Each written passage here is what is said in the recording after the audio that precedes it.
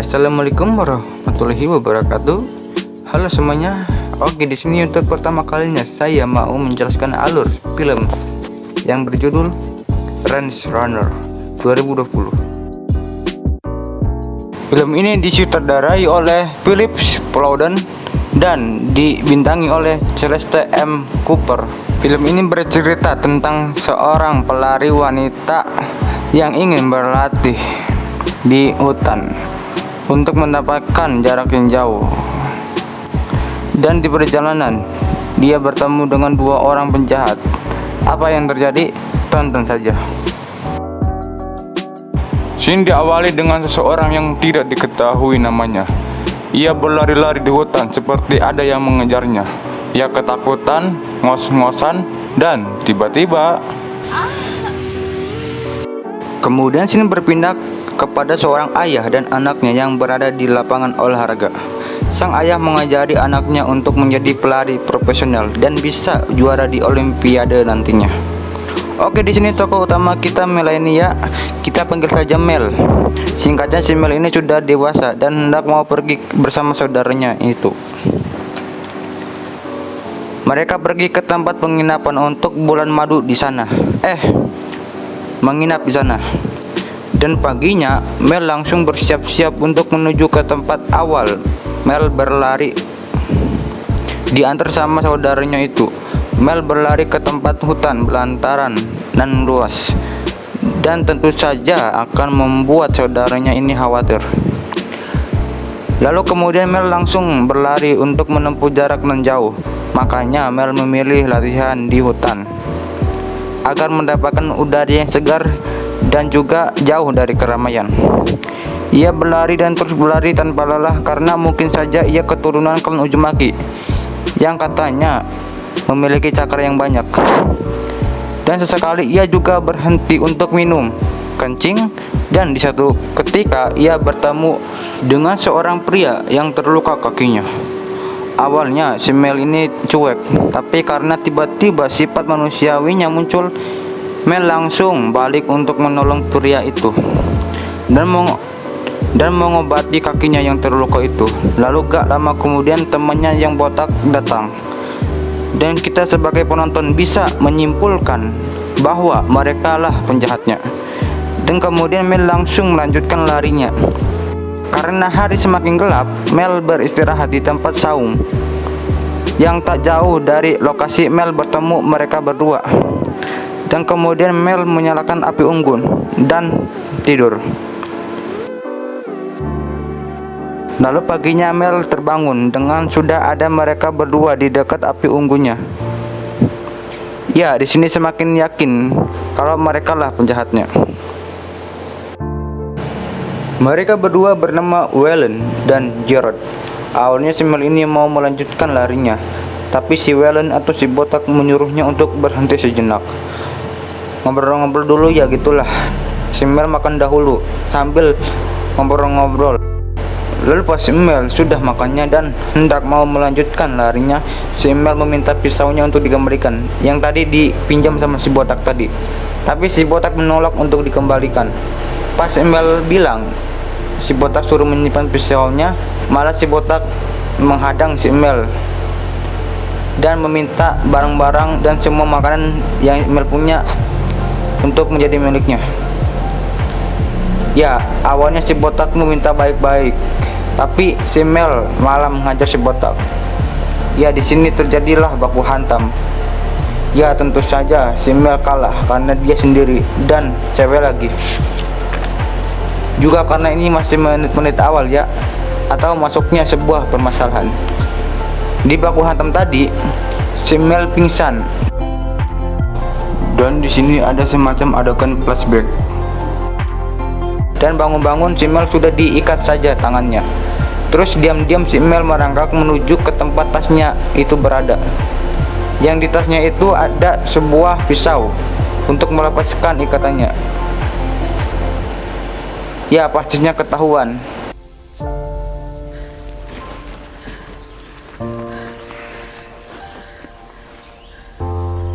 Your girlfriend here is quite a crafty coos, ain't she? Terus si Mel malah diperparah ikatannya itu dengan diikat lagi di tiang menggunakan sabuknya sendiri.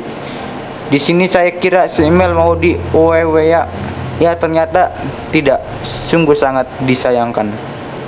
Kemudian mereka berdua pergi begitu saja meninggalkan si Mel yang terikat di tiang itu. Si Mel berusaha sekuat-kuatnya untuk melepaskan ikatannya itu dan usaha tidak mengkhianati hasil. Si Mel berhasil melepaskan ikatannya ke tiang, tapi tidak dengan ikatannya di tangan. Si Mel berusaha juga untuk melepaskan ikatannya di tangan dengan menggesekkan ikatannya itu ke batu, tapi tidak berhasil. Kemudian dengan terpaksa si Mel menggunakan api untuk melepaskan ikatannya itu. Ya, tentu saja akan membuat tangannya panas juga. Si Mel menempelkan tangannya ke bekas api unggun dengan menahan rasa panas yang ekspresinya kayak sedang bokers. Kemudian si Mel langsung membasuh lukanya di tangan dengan menggunakan air dan dibungkus dengan ikat kepalanya. Ya, setidaknya itu akan membuat lukanya lebih ringan. Kemudian si Mel langsung pergi mengejar mereka berdua. Kenapa di sini lebih memilih mengejar dibandingkan ia harus menyelamatkan diri? Ya, karena tujuan si Mel ini masih jauh, apalagi ini baru hari pertamanya. Jadi ya sekitar 1 mingguan lagi lah. Ya tentunya akan membuat si Mel ini kelaparan juga. Jadi ya mau tidak mau si Mel harus merebut tas itu kembali.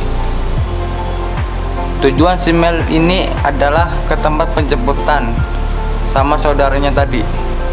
Lanjut, si Mel dengan mudahnya menemukan mereka berdua. Si Mel mengintip mereka berdua sambil memikirkan gimana caranya merebut tas itu kembali. Lalu tanpa sengaja tangan si Mel yang terluka itu tersenggol ke batuan, sehingga tangannya jadi sakit lagi, dan dengan refleks si Mel berteriak. Dan tak disangka pula si botak ngecek ke tempat suara itu berada. Terus ya si Mel langsung kabur dulu. Si Mel bersembunyi di bawah bekas jembatan gitu. Terus tak disangka pula si botak sampai ke situ juga. Pas si botak berdiri persis di atas si Mel, si botak malah kencing dong. Lanjut saja, karena di sini ada flashback. Singkatnya, setelah itu mereka berdua langsung melanjutkan perjalanannya, dan pas di perjalanan mereka berdua berselisih. Dan di sini saya tidak akan menyebutkan apa permasalahannya, karena permasalahannya ini mengenai keluarga. Jadi saya tidak mau ikut campur. Jadi lanjut saja. Lalu mereka berdua berpisah karena perselisihan tadi. Kemudian si Mel mengincar si Jarod yang lebih lemah dibandingkan si botak untuk dijadikan sandera. Si Mel akhirnya berhasil menyekap si Jarod untuk dijadikan sandera. Si Mel langsung menghampiri si botak sambil membawa si sandranya. Si Mel mau menukar si Jarod dengan tas miliknya itu. Dan tak disangka pula si botak angkat tangan juga. Tapi diam-diam si botak mendekati si Mel dan hendak mau menyerang si Mel. Terus si Mel langsung melepaskan si Jarod, dan si Mel merebut tas si Jarod yang di dalamnya ada obat-obatan atau narkoba. Yang ternyata si Jarod dan si botak ini adalah buronan narkotika yang lari ke hutan. Lalu si Mel mau menukar tas biru si Jarod dengan tas merahnya. Dan mungkin si Mel sudah menyadari juga kalau si botak itu akan tidak jujur dalam penukaran tas itu. Ya misalnya ketika si botak mau menukar tas merahnya dengan tas biru, saat itu juga si botak langsung menghajar si Mel. Nah mungkin itu yang ada di pikiran si Mel. Lalu si Mel memilih untuk membuang narkobanya saja. Dengan di saat si botak teralihkan karena narkobanya itu dibuang, si Mel langsung merebut tas miliknya dan langsung kabur. Terus dihadang sama si Jarod. Namun si Mel berhasil kabur dari si Jarod. Kemudian dihadang lagi sama si botak dan disenggol sampai si Mel mental sampai ke jurang. Dan kemudian pas bergelinding di jurang, kaki si Mel nabrak batuan yang menyebabkan kaki si Mel tak bisa berjalan. Mungkin jika di sinetron atau di film Indo mah udah ke jurang langsung mati ya. Lalu si Mel berjalan nyesot untuk menghindari mereka berdua. Di sini saya kira mereka berdua akan tetap mencari si Mel, namun ternyata tidak. Udah lagi si Mel pingsan, dan di sini saya kira pas si Mel bangun sudah diikat saja oleh mereka berdua. Pas si Mel pingsan, si Mel seperti berhalusinasi atau masuk ke alam bawah sadarnya gitulah. Ya pokoknya gitu. Si Mel bertemu dengan saudaranya yang tadi. Singkatnya, si Mel bangun.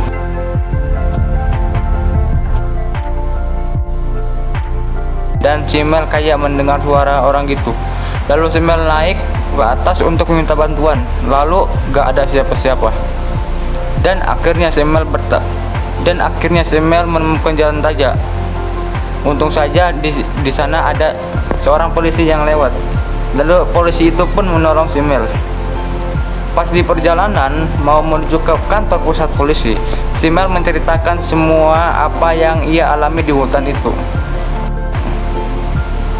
Dan ketika si Mel menggunakan ponsel milik si Jarod yang diambilnya tadi, polisi itu pun langsung menghentikan mobilnya dan menodongkan pistol ke arah si Mel.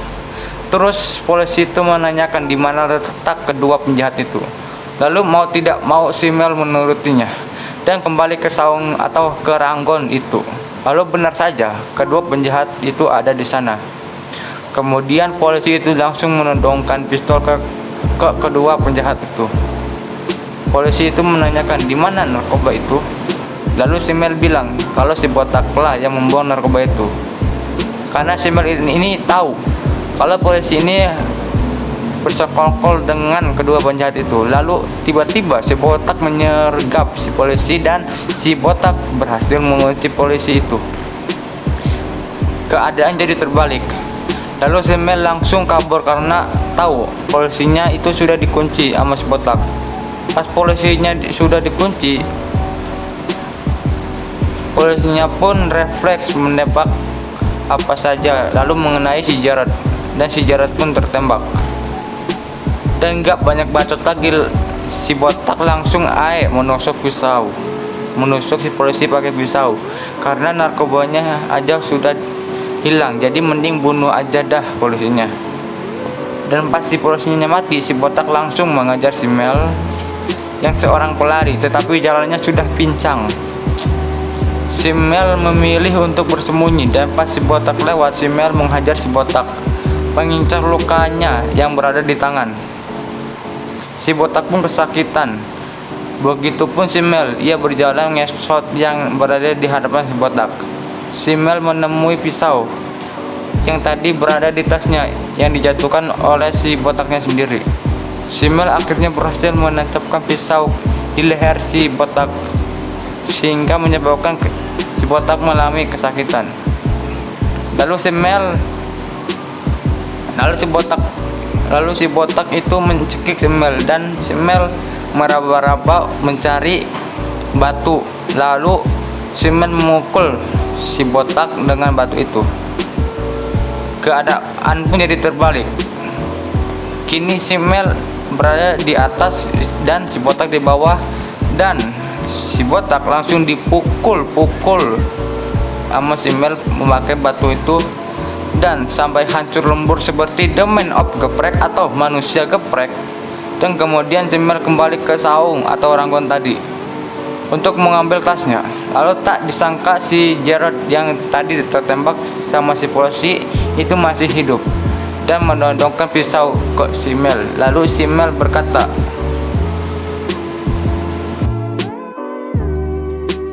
"Oke, mungkin sampai sini saja penjelasannya. Sebenarnya masih banyak juga yang belum saya jelaskan tadi di film ini. Jadi mohon maaf banget, dan maaf juga jika pembawaannya kurang bagus. Ya, karena saya juga masih permulaan. Dan alangkah baiknya jika kalian menonton filmnya langsung. Terserah mau subscribe apa enggak, itu hak kalian. Dan salam pengangguran. Mantap."